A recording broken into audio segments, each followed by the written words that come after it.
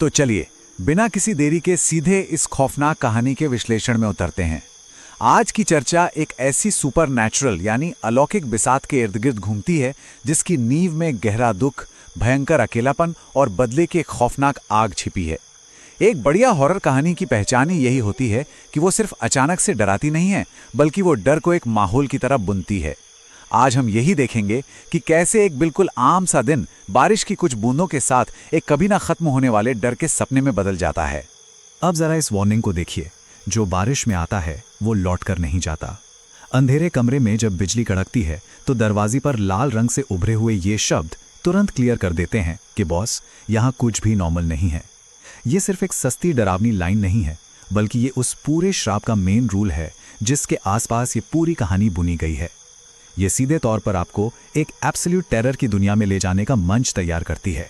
पहला हिस्सा, एक धोखे से भरा रियल एस्टेट सौदा। देखिए, कहानी की शुरुआत बिल्कुल डल और आम सी होती है। सेंटर में मदन नाम का एक व्यक्ति है।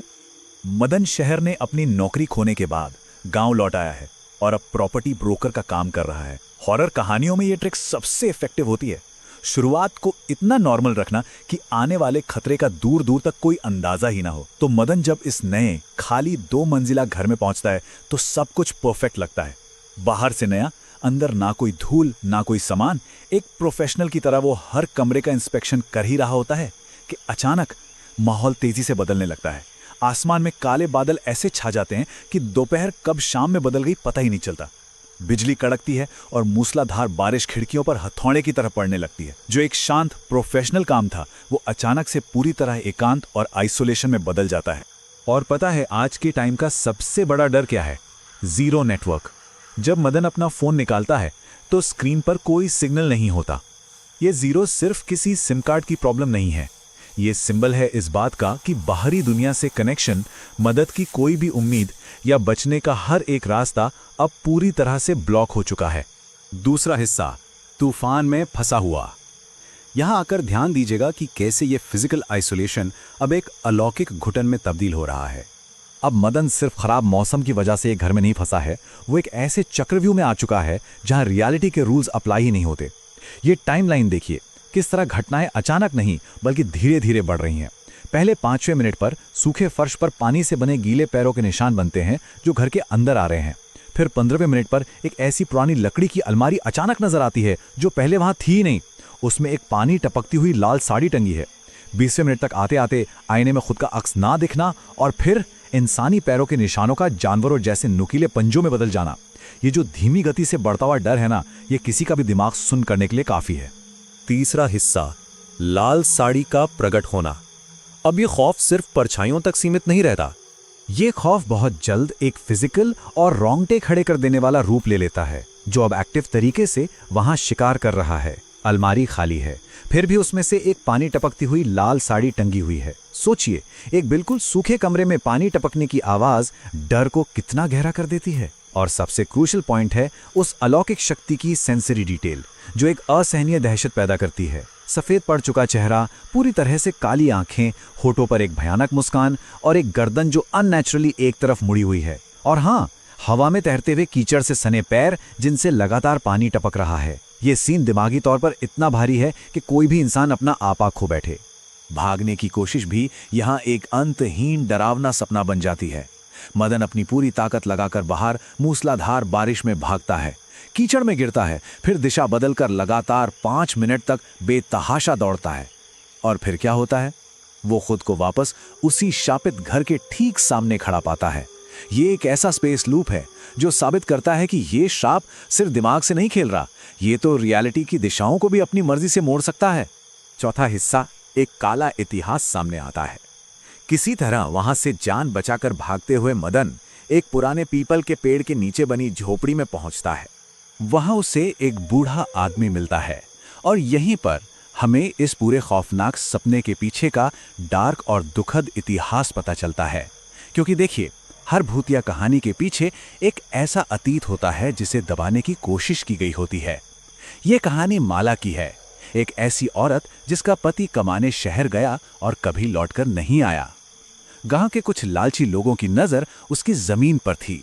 एक रात बिल्कुल वैसी ही मूसलाधार बारिश में वो लोग उसके घर में घुसे और उसे धक्का दे दिया। दीवार से सिर टकराने के कारण माला की मौत हो गई। यानी इस प्रेत बाधा की जड़ें इंसानी क्रूरता और लालच में बहुत गहराई तक धसी हुई हैं। ये लाइन क्लियरली बताती है कि भूतिया बदला कितना अंधाधुंध हो सकता है। सालों के दर्द और अकेलेपन ने माला की आत्मा को इस हद तक विकृत कर दिया है कि अब वो अपराधी और निर्दोष में फर्क ही नहीं करती। इस तूफान के दौरान जो कोई भी उस दहलीज को पार करने की बेवकूफ़ी करेगा, वो हमेशा के लिए इस श्राप का हिस्सा बन जाएगा। 5वां हिस्सा, एक भयानक और अंतिम मोड़। तो चलिए अब उस पल पर गौर करते हैं जहां पूरी कहानी अचानक से पलट जाती है और सच्चाई का एक ऐसा पर्दा उठता है जिसकी किसी ने उम्मीद नहीं की थी। ये हॉरर स्टोरी टेलिंग का सबसे बेहतरीन ट्विस्ट है।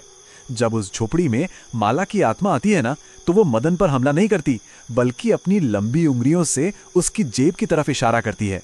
मदन कांपते हुए जेब से एक पुराना मुड़ा हुआ कागज निकालता है। ये उसी मकान का नक्शा है जिस पर लाल स्याही से उस आदमी का नाम लिखा है जिसने मदन को वहां भेजा था, रघुवीर।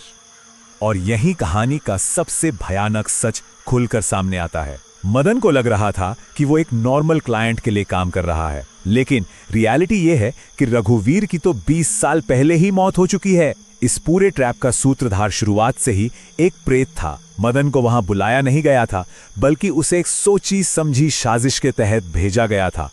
सच सामने आते ही पूरा इल्यूजन एक झटके में टूट जाता है। अचानक तेज बिजली कड़कती है और झोपड़ी, अंगीठी और वो बूढ़ा आदमी सब गायब। मदन वापस उसी जगह खड़ा है, लेकिन अब वो घर नया नहीं है। वो एक खंडहर है, दीवारों पर काई जमी है, खिड़कियां टूटी हुई हैं।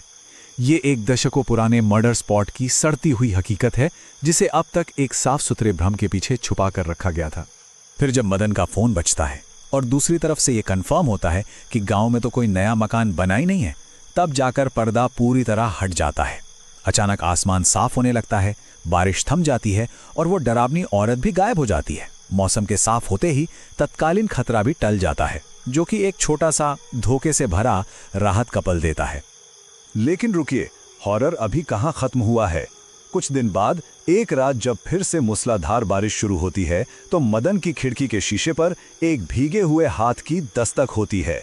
जब बिजली चमकती है तो शीशे के उस पार एक नहीं बल्कि कई भीगी हुई परछाइयां खली दिखाई देती हैं। उनकी काली आंखें सीधे मदन को घूर रही होती हैं। ये दिखाता है कि ये श्राप रिलेंटलेस है, इसकी कोई सीमा नहीं है और ये लगातार बढ़ रहा है। ये आखिरी सीन एक बहुत ही गहरा और चुभने वाला सवाल छोड़ जाता है। अगर एक बारिश ने माला के श्राप को जगा दिया, तो ये असीमित तूफान अपने साथ कितनी और ऐसी अधूरी और हिंसक कहानियों को समेटे हुए है। ये आखिरी खौफनाक ख्याल दिमाग में एक ऐसा डर पैदा करता है जो आसानी से जाता नहीं। उन सभी आत्माओं के बारे में सोचिए जो इस तूफान में हमेशा के लिए फंसी हुई हैं। खैर, सोर्स मटेरियल के इस विश्लेषण में आज के लिए इतना ही। मुझे यकीन है कि अगली बार जब भी अचानक मूसलाधार बारिश होगी, तो ये कहानी आपके जहन में जरूर आएगी।